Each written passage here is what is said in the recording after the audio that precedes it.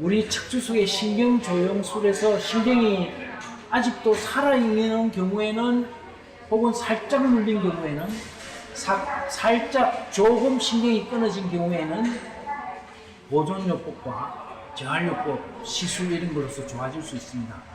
그러나 신경조형술에서 신경이 꽉 막혔다든지 끊어져 있다든지 신경에 흠집이 생겨서 병리학적 이상이 생긴 경우는 원인을 치료를 해야 좋아집니다.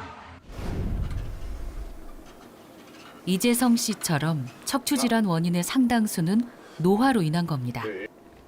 그런데 한창 나이 20대의 이규민 씨는 왜 허리 통증을 겪고 있는 걸까요? 운동 마니아인 규민 씨는 벌써 1년 가까이 허리 통증 때문에 고생 중입니다.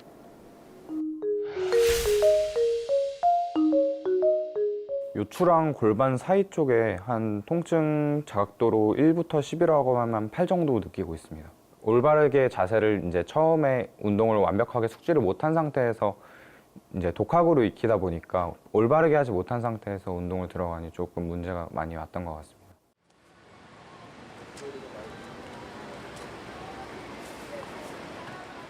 그렇다면 규민 씨 역시 수술이 필요한 상태일까요?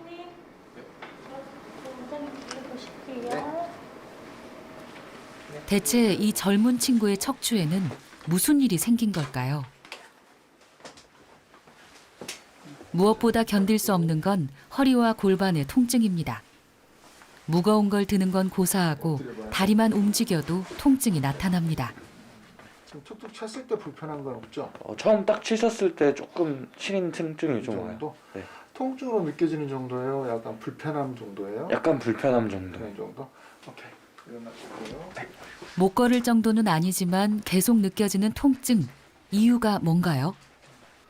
실제로 골반이 뭐 많이 기울어지거나 그 정도는 아니에요. 어떻게 보면 약간의 차이는 있을 수 있지만 이 정도면은 본인 통증 때문에 우리 몸에서 자세가 바뀌면서도 젊은 사람들은 증상이 허리가 아픈 게 아니라 골반 쪽으로 이제 증상이 나오는데 이 정도라면은 사호번 같은 경우는 아직 초기 정도지만 그 아래쪽 요 천추 같은 경우 이제 수액이 비대칭으로 된 것은 이쪽 섬이런 부위가 약간 내부에 약간 손상이 있었다는 얘기도 돼요. 그러진 않아요. 똑같은 디스크지만 이재성 씨와 치료 처방은 많이 다릅니다. 아무래도 퇴행성이 이미 된 분들 같은 경우에는 그걸 다시 디스크는 한 번 나빠지면 원 상태로 돌아올 수가 없거든요.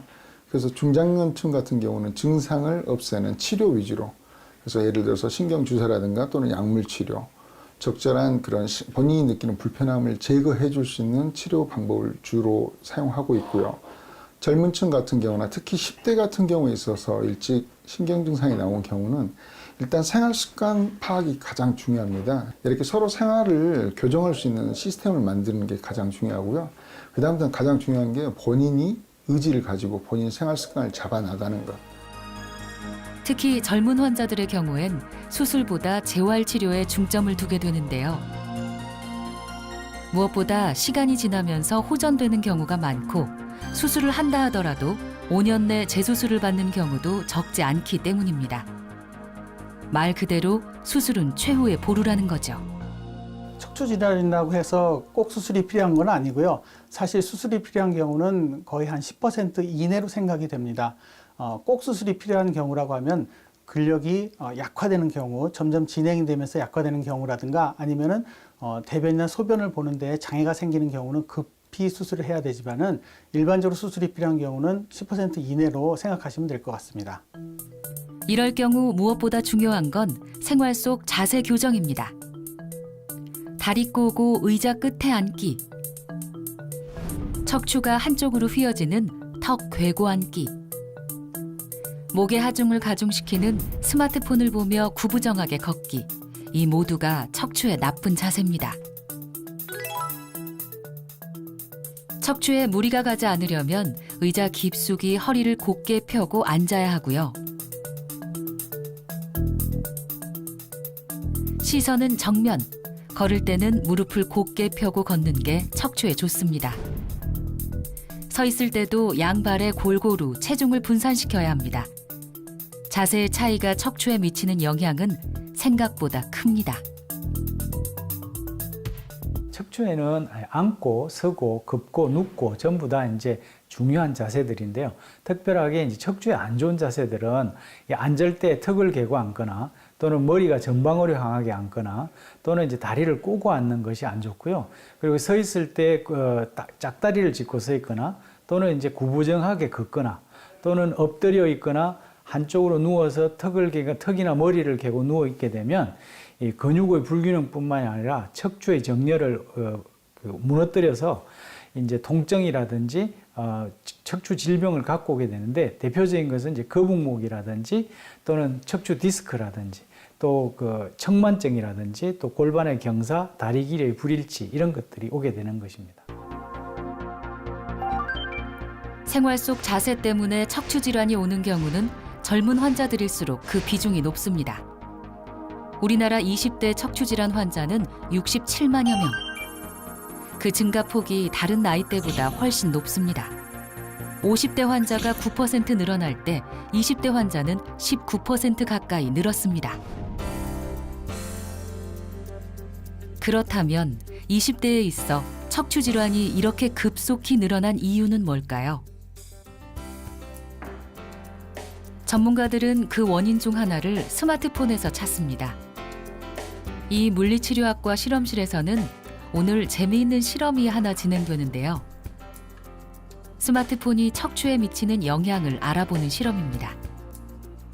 실험자의 목과 어깨에 센서를 붙이고 스마트폰을 사용하는 동안의 자세와 신체 변화를 알아보게 됩니다.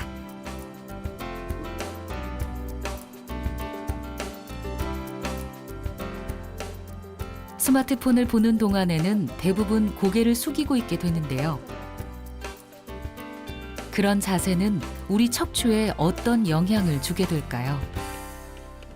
스마트폰을 이제 계속 하다 보니까 어깨라든지 목에 통증이 너무 많이 생겨서 그러면 그날성도는 어떻게 변할까? 자세는 어떻게 변할까? 이런 것들이 궁금해서 시작하게 되었습니다.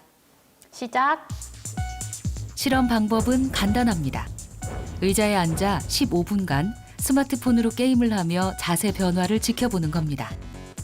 고작 15분인데 크게 자세 변화가 있을까요? 스마트폰 사용 방법 중에서도 게임을 하게 한 건 몰입도가 높아서입니다. 자, 그럼 실험자의 변화를 한번 지켜볼까요? 처음엔 꼿꼿하던 등과 목이 조금씩 아래로 굽어지는 게 확연히 드러납니다. 15분간 목의 각도는 66도에서 시작해 거의 90도까지 굽혀졌고 허리 각도 역시 104도에서 81도까지 큰 각도로 꺾였습니다. 네, 제가 평소에도 핸드폰으로 SNS나 게임, 영상 같은 걸 많이 보는데 일을 할 때도 컴퓨터 작업을 많이 하다 보니까 목이나 허리에 통증이 점점 생기더라고요. 근데 이번 실험을 통해서 제가 실제로 자세 또한 이제 목이나 허리가 굽어지고 하는 걸 눈으로 확인해 보니까 좀 놀랍고 경각심을 가지게 되었습니다. 실험은 단 15분. 문제는 생활 속에서는 이보다 훨씬 오래 이런 자세를 취하게 된다는 겁니다. 목과 허리에 부담을 줄 수밖에 없습니다. 이 짧은 시간 동안에도 목의 통증 수치는 4점이나 증가했고 허리 통증 역시 늘어났습니다.